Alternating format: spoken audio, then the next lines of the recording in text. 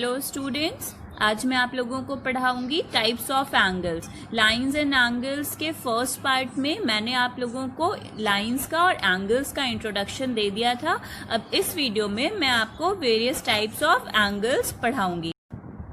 तो आइए देखते हैं कि टोटल कितने टाइप्स ऑफ एंगल्स होते हैं। तो टोटल जो है वो 6 टाइप्स ऑफ एंगल्स होते हैं। कौन कौन से? acute angle, first is, second is right angle, third is obtuse angle, fourth straight angle, fifth reflex angle and sixth complete angle। तो ये तो हो गए 6 टाइप्स ऑफ एंगल्स। अब ये एंगल्स होते क्या हैं, इनको हम पढ़ेंगे, इनकी डेफिनेशन को समझेंगे और साथ ही साथ जो है वो हम ये इन एंगल्स को ड्रॉ करके भी मैं आपको दिखाऊंगी कि ये कैसे ड्रॉ किए जाते हैं। तो आइए देखते हैं हम सबसे पहले अक्यूट एंगल। तो अक्यूट एंगल क्या होता है? अक्यूट एंगल होता है an angle whose measure is more than 0 degree but less than 90 degree is called an acute angle. यानी कि ऐसा एंगल जिसका मेजरमेंट 0 डिग्री से ज़्यादा हो और 90 डिग्री से कम हो, उसे हम बोलते हैं अक्यूट एंगल। तो ये जो फिगर आपको दिखाई दे रहा है, ये फिगर जो है वो एक अक्यूट एंगल को रिप्रेजेंट करता है। तो इसको हम लिखते कैसे हैं अक्यूट एंगल को? तो आप इसको ऐसे लिख सकते हैं एंगल CAB, या फिर आप इसको एंगल BAC भी लिख सकते हैं। अब इस एंगल की वैल्यू इन्होंने क्या दे रखी है? x degree. तो आप इसको लिख देंगे x degree, angle CAB is equals to x degree और angle BAC is equals to x degree. तो एंगल को जब हम लोग लिखते हैं तो ये जो जिस पॉइंट पर एंगल बनता है, यानी ये जो वर्टेक्स है, इसको हम जो है वो बीच में लिखते हैं। देखिए दोनों जगह मैंने A पॉइंट को जो है वो बीच में लिखा है, CAB एंड BAC।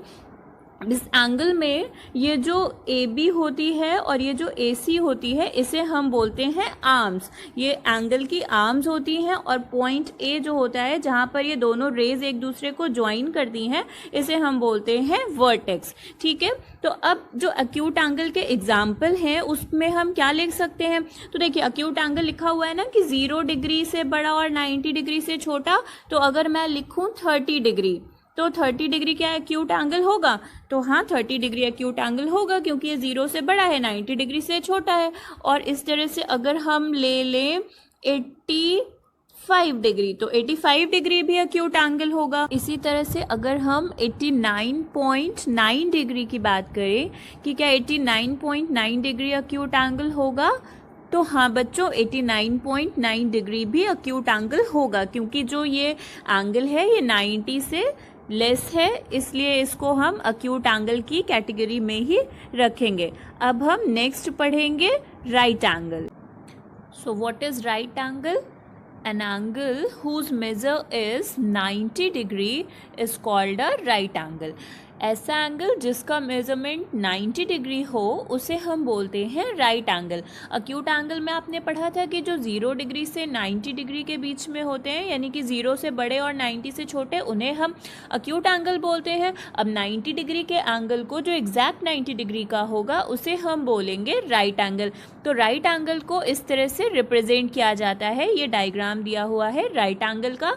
अब राइट एंगल में जो लाइंस होती हैं या जो भी रेज या जो भी लाइंस राइट एंगल को फॉर्म करती हैं, जैसे ये AB और ये जो AC रेज दे रखी हैं, इनको हम बोलते हैं परपेंडिकुलर लाइंस। ठीक है, तो ये जो भी राइट एंगल फॉर्म करती हैं उन्हें हम परपेंडिकुलर लाइंस बोलते हैं और इसको राइट एंगल को इस सिंबल से रिप्रेजेंट किया जाता है।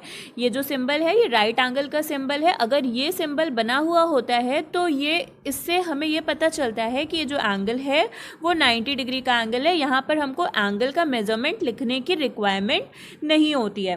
तो ये हो गया आपका राइट एंगल। अब हम नेक्स्ट देखेंगे ऑब्ट्यूज एंगल। तो ऑब्ट्यूज एंगल क्या होता है? तो ऑब्ट्यूज एंगल होता है an angle whose measure is more than 90 degree but less than 180 degree is called an obtuse angle. तो ऑब्ट्यूज एंगल में वो सारे एंगल्स आते हैं जो 90 से ग्रेटर हो बट 180 से स्मॉलर हो, यानी 90 से ज़्यादा और 180 से कम, तो उन्हें हम ऑब्ट्यूज एंगल में लेते हैं। जैसे कि आप इसका एग्जांपल ले सकते हैं 112 डिग्री, तो 112 डिग्री क्या हो जाएगा, ये हो जाएगा obtuse angle. 179 degree, it is also an obtuse angle. Fine, तो अभी आपको समझ में आ गया कि ऑब्ट्यूज एंगल क्या होते हैं। तो हमने अक्यूट में लिया 0 से 90, अक्यूट में हमने ले लिया 0 to 90, और राइट एंगल में ले लिया 90 डिग्री, और ऑब्ट्यूज एंगल में 90 to 180 डिग्री। अब इसके बाद हम नेक्स्ट पढ़ेंगे, नेक्स्ट है हमारा स्ट्रेट एंगल। तो स्ट्रेट एंगल क्या होता है, तो स्ट्रेट एंगल वो होता है जिसका मेजरमेंट 180 डिग्री होता है। An angle whose measure is 180 degree is called an straight angle. ठीक है, तो स्ट्रेट एंगल उसे बोलते हैं जिसका मेजरमेंट 180 डिग्री होता है। तो देखिए, एक जो स्ट्रेट लाइन बनती है, ये जो स्ट्रेट लाइन आपको BOA दे रखी है, तो उस स्ट्रेट लाइन के ऊपर ये जो एंगल होता है इसे हम बोलते हैं स्ट्रेट एंगल। इसकी वैल्यू होती है 180 डिग्री। नेक्स्ट देखिए रिफ्लेक्स एंगल। रिफ्लेक्स एंगल क्या होता है, an angle whose measure is more than 180 degree but less than 360 degree is called a reflex angle. ऐसा एंगल जिसका मेजरमेंट 180 से ज़्यादा हो और 360 से जो है वो कम हो, तो उसे हम बोलते हैं रिफ्लेक्स एंगल। तो रिफ्लेक्स एंगल देखिए ये इस तरह से बनता है, ये जो आपको डायग्राम दे रखा है, इस डायग्राम में ये जो एंगल T होगा ये आपका क्या होगा, रिफ्लेक्स एंगल। अब इस एंगल को इस तरह से क्यों बनाया गया है, देखिए 180 डिग्री का एंगल क्या होता है, 180 डिग्री का एंगल आपका स्ट्रेट एंगल होता है। तो स्ट्रेट एंगल तो एक स्ट्रेट लाइन पर बनेगा, तो अगर ये स्ट्रेट लाइन होती तो इस पर ये क्या बन जाता, इस स्ट्रेट लाइन पे ये इतना पूरा एंगल 180 डिग्री बन जाता।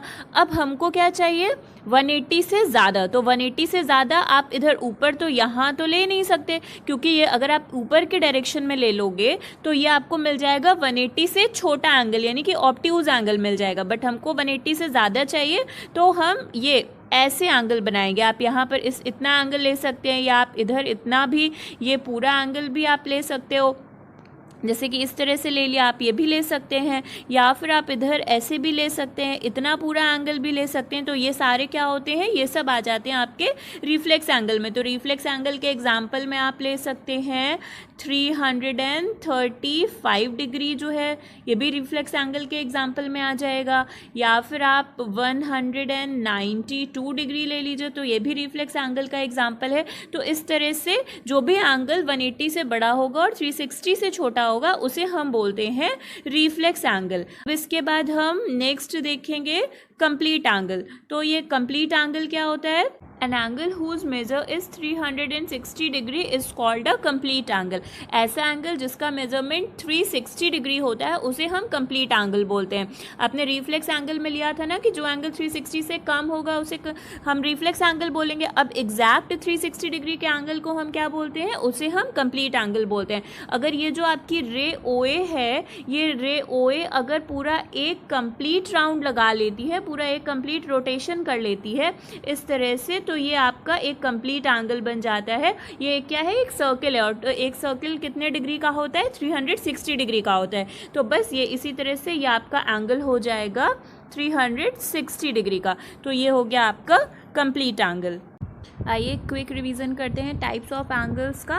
First is acute angle. Acute angle वो होते हैं जो 0 से 90 डिग्री के बीच में होते हैं, यानी कि 0 से बड़े और 90 डिग्री से छोटे, उन्हें हम अक्यूट एंगल बोलते हैं। राइट एंगल क्या होते हैं, जो 90 डिग्री के एंगल्स होते हैं उन्हें हम राइट एंगल बोलते हैं। ऑब्ट्यूज एंगल क्या होते हैं, ऐसे एंगल्स जो 90 डिग्री से बड़े हो बट 180 डिग्री से छोटे हो, उन्हें हम ऑब्ट्यूज एंगल बोलते हैं। स्ट्रेट एंगल क्या होते हैं, 180 डिग्री के एंगल्स को हम स्ट्रेट एंगल बोलते हैं। रिफ्लेक्स एंगल क्या होते हैं, 180 से बड़े और 360 डिग्री से छोटे एंगल्स को हम रिफ्लेक्स एंगल की कैटेगरी में रखते हैं। और लास्ट है आपका कंप्लीट एंगल, 360 डिग्री के एंगल को हम बोलते हैं complete angle. Thank you children. अगर आपको मेरा वीडियो पसंद आया हो तो प्लीज़ इसे लाइक करिए, शेयर करिए और मेरे चैनल को सब्सक्राइब करिए।